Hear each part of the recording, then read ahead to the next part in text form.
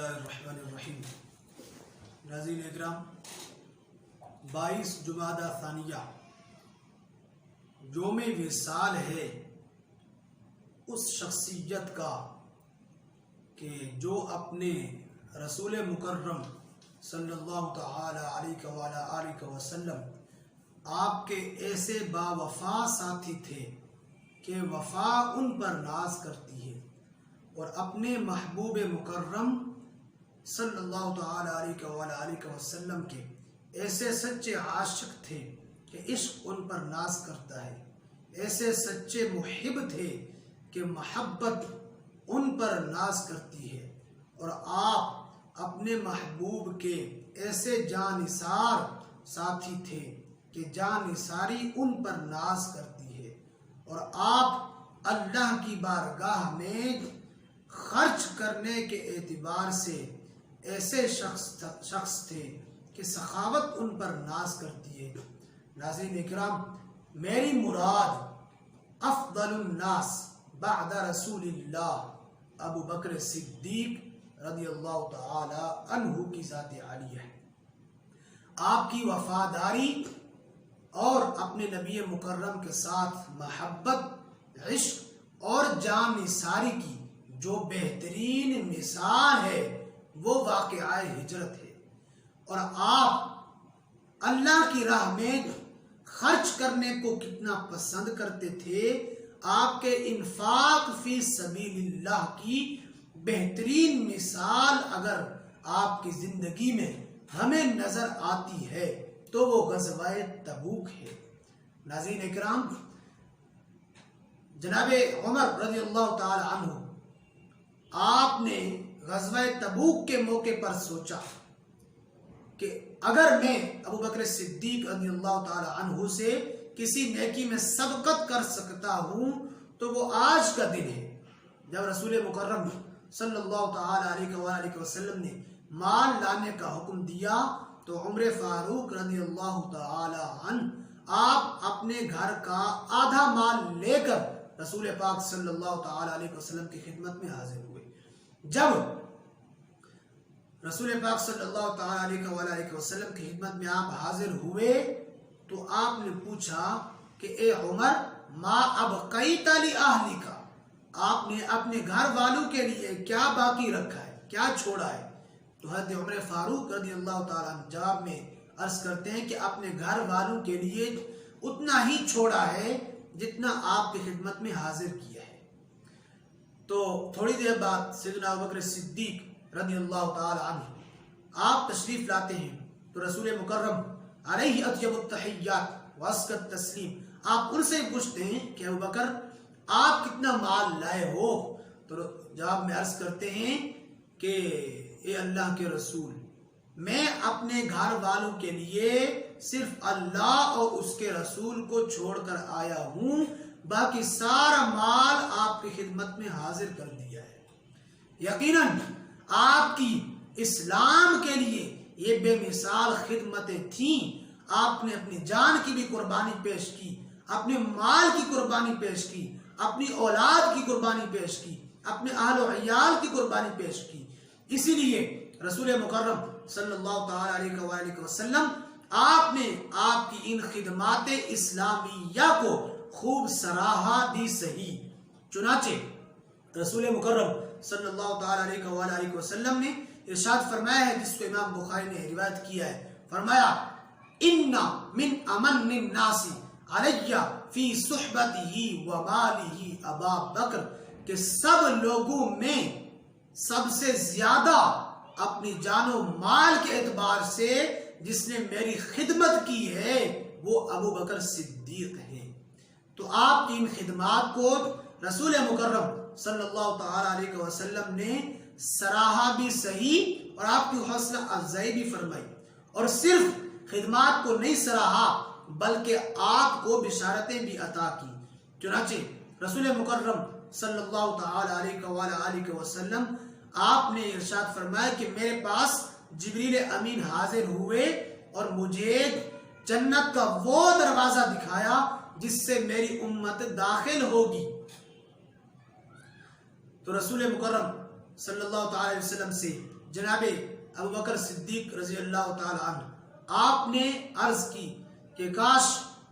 میں آپ کے ساتھ ہوتا تو میں بھی وہ جنت کا دروازہ دیکھتا. تو رسول اللہ صلی اللہ تعالی علیہ وسلم آپ نے ابو بکر صدیق کے اس اشتیاق کو دیکھ کر آپ کو خوشخبری دیتے ہوئے کہا اما انکا یا ابا بکر اول من یدخل الجنت من امتی، اے ابو بکر آپ وہ پہلے شخص ہوں گے میری امت کے جو اس دروازے سے داخل جنت ہوں گے. ناظرین اکرام، تو آپ کی ان خدمات کو رسول مکرم صلی اللہ علیہ وسلم نے پسند فرمایا، سراہا، اور پھر جنت میں سب سے پہلے دخول کی بشارت بھی دے دی. نہیں بلکہ اس سے بھی آپ رسول مکرم نے بڑی خوشخبری آپ کو ان الفاظ میں ارشاد فرمایا کہ جتنے بھی لوگ ہیں انہوں نے ہم پر جتنے احسانات کیے ہیں قد کافأناہ، ہم نے ان احسانات کا بدلہ دے دیا ہے. لیکن ابو بکر صدیق کے احسانات وہ ہیں جن کا کامل بدلہ اس دنیا میں نہیں دیا گیا، بلکہ اس کا کامل بدلہ اللہ انہیں بروز قیامت خود عطا فرمائے گا. ناظرین کرام، یہ شان ہے تاجدار صداقت، سچے پکے عاشق رسول، جناب افضل الناس بعد رسول اللہ ابو بکر صدیق رضی اللہ تعالیٰ عنہ کی ذات عالیہ کی. یقیناً ہم ان کے اس مرتبے کو اور ان کی اس شان کو مانتے ہیں، تسلیم کرتے ہیں اور دل و جان سے تسلیم کرتے ہیں کہ آپ افضل الناس بعد رسول اللہ ہیں. یہ بھی اللہ نے آپ کو شرف عطا فرمایا ہے کہ انبیاء کے بعد سب سے بڑھ کر اگر کوئی فضیلت رکھنے والی شخصیت ہے تو وہ ابو بکر صدیق کی ذات ہے. لیکن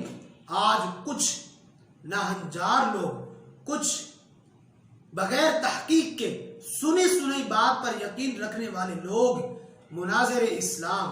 حضرت قبلہ مفتی محمد چمن زمان نجم القادری زاد اللہ علما و حلما و شرفا آپ پر زبان تان دراز کرتے ہیں اور آپ کو اور آپ کے ساتھیوں کو رافضی کہتے ہیں اور بعض تفضیلی کہتے ہیں. تو میں انہیں یہ پیغام دینا چاہتا ہوں اس مبارک موقع پر ابو بکر صدیق رضی اللہ تعالی عنہ آپ کے اس موقع پر انہیں پیغام دینا چاہتا ہوں کہ اللہ تعالیٰ نے قرآن کریم سورہ حجرات میں ارشاد فرمایا یا ایھا الذین آمنوا ان جاءکم فاسق بنبأ فتبینوا، کہ اے ایمان والو جب تمہارے پاس کوئی خبر آتی ہے تو خامخواہ اس خبر پر یقین نہ کرو. فتبینوا، پہلے اس خبر کی تصدیق تو کر لو کہ خبر ایسی ہے یا نہیں. تو ہم انہیں یہ کہنا چاہتے ہیں جو ہمیں رافضی کہتے ہیں، ہمیں تفضیلی کہتے ہیں، میں انہیں یہ کہنا چاہتا ہوں کہ ہمارا صحابہ اکرام بالخصوص سیدنا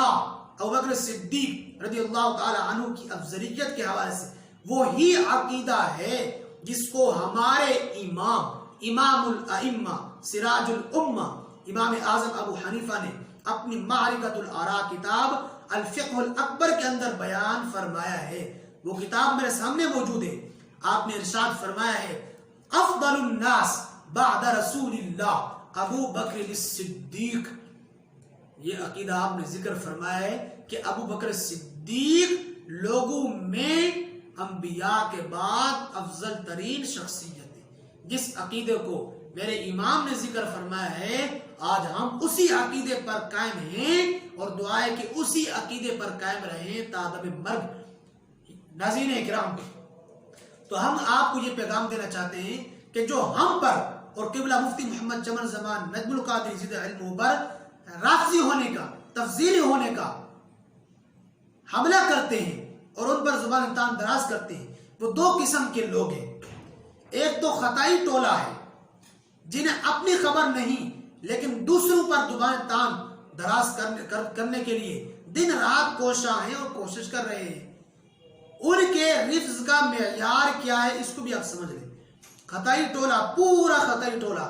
وہ کسی کو راضی کب کہتے ہیں؟ جب ان کے امام خطائی ڈاکٹر اشرف آصف کے خلاف کوئی بول دیتا ہے تو وہ فوراً اس کو رافضی کہہ دیتے کہ ڈاکٹر اشرف آصف کے خلاف جو بولتا ہے وہ رافضی ہے۔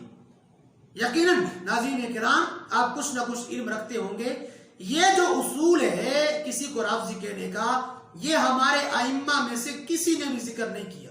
یہ انہوں نے اپنی طرف سے گھڑ کے عوام کے سامنے ذکر کیا ہے۔ ناظرین کرام دوسرے وہ لوگ ہیں جو ہمیں رافضی کہتے ہیں، وہ اس لیے کہتے ہیں کہ ہم شان اہل بیت کو بیان کرتے ہیں اور ہم اس وقت سجدتنا فاطمۃ الزہرا رضی اللہ تعالی عنہا کے دفاع کے لیے قبلہ مفتی محمد چمن زمان نجم القادری کے شانہ بشانہ کھڑے ہیں، اس لیے وہ ہمیں رافضی کہتے ہیں۔ تو یہ دونوں اصول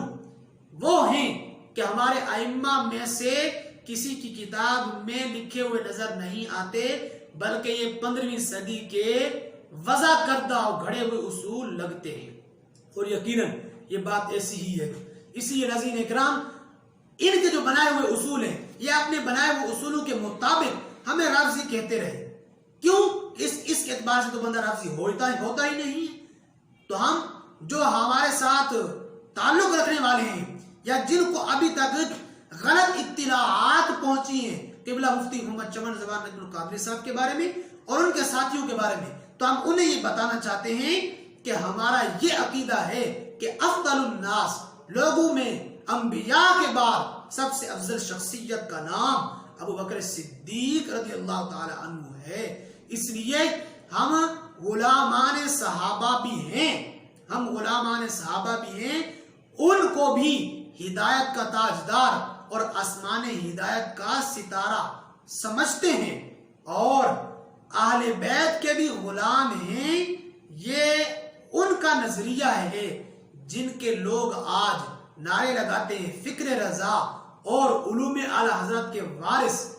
ان کا نظریہ ہے کہ وہ اپنے آپ کو اعلی حضرت امام عشق و محبت مجدد دین و ملت امام احمد رضا خان محدث و فقیہ بریلی، آپ اپنے آپ کو آل رسول کا غلام خانزاد خاندانی غلام کہتے ہیں۔ تو ہم حقیقی اعلی حضرت کے وارث ہیں، اس لیے ہم بھی اپنے آپ کو آل رسول کا غلام سمجھتے ہیں، لیکن سب سے زیادہ خطائی ٹولہ اپنے آپ کو اعلی حضرت کی فکر کا وارث سمجھتا ہے۔ ناظرین اکرام آپ کو سوچنا چاہیے کہ آل رسول کے خلاف اس وقت سب سے زیادہ زبان درازی کون کر رہا ہے، سب سے زیادہ ان کے خلاف گالی گلوچ کون کر رہا ہے۔ یقیناً اگر آپ اس پر سوچیں گے، تعصب کی نگاہ سے ہٹ کر سوچیں گے، تو آپ کو نظر آئے گا کہ ڈاکٹر اشرف آصف خود اور اس کے سارے حامی اس وقت سید ان کی زد پر ہیں اور آل رسول کے خلاف دن رات زبان درازی کر رہے ہیں۔ اس لیے ناظرین اکرام اسی طرح اس کی ایک مثال آپ کو میں سامنے پیش کرنا چاہوں گا کہ شیخ الحدیث پیر سید ظفر علی شاہ صاحب جب انہوں نے مناظرہ لودرا کی حقیقت لوگوں کے سامنے رکھی کہ حقائق مناظرہ لودرا یہ ہیں، اگرچہ فیس بک پر بہت کچھ پھیلا ہوا ہے، تو پہلے بڑا ادب سے ان کا نام لے رہے تھے، لیکن جیسے انہوں نے حقائق کو واضح کیا کہ ڈاکٹر اشرف آصف کو چیلنج تھا مناظرے کا، وہ نہیں آیا، یہ اس کی ہار ہے، تو فوراً ڈاکٹر اشرف آصف کے حامی ان کے خلاف زبان تان دراز کرنا شروع ہو گئے اور ان کو پتہ نہیں کیا کیا گالیاں دینا شروع کر دیا۔ یہ آپ کی ابھی موجودہ مثال ہے کہ سادات کے خلاف یہ کیسی زبان درازی کر رہے ہیں۔ حالانکہ ہم بیان کر چکے ہیں کہ اگر سید کے نسب میں زبان تان دراز کی جا رہی ہو تو پھر بھی ہمارے اکابر سے ہمیں یہ درس ملتا ہے، علامہ عبد الوہاب شعرانی سے ہمیں یہ درس ملتا ہے کہ پھر بھی ہمیں ان کا ادب کرنا چاہیے اور ان کے خلاف زبان تان دراز نہیں کرنا چاہیے۔ لیکن ناظرین اکرام ہم آپ کو آخر میں یہی پیغام دینا چاہتے ہیں کہ قبلہ مفتی محمد چمن زمان نجم القادری سکھر میں موجود ہیں، اور یہ یہاں پر شیعیت اور رافضیت بہت زیادہ پھیلی ہوئی ہے، لیکن اس کے باوجود اگر سکھر میں سر عام کوئی رافضیت اور شیعیت کے خلاف بولتا ہے تو تو قبلہ مفتی محمد چمن زمان نجم القادری کی ذات عالیہ ہے، اور جتنے بھی سکھر میں موجود ہیں ان کے اندر اتنی جرت نہیں ہے کہ ان کی طرح ان کے خلاف بول کر دکھائے۔ جو اتنا ان کے خلاف بولتا ہو اور جو شان صدیق اکبر پر